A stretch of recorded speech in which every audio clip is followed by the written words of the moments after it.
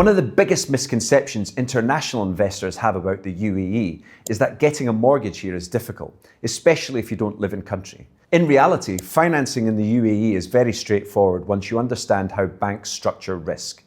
For expat buyers, most UAE banks lend around 50 to 60% loan to value, depending on the income profile, asset quality, and overall exposure.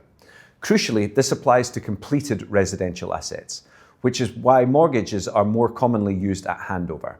For off-plan buyers, this means something important. International investors, even those who are non-residents, can typically finance the final handover payment through local mortgage, often covering the majority and in fact many cases the full balance due, subject to bank approval and valuation. That's why you'll see experienced investors use developer payment plans during constructions, then introduce conservative bank financing at handover. It keeps capital deployment efficient without over-leveraging early in the cycle.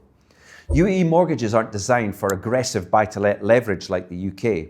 They're designed to support long-term ownership and balance sheet stability. Once you understand that framework, financing stops being a barrier and becomes part of the strategy. If you want help understanding how handover financing would work in your situation, DM me.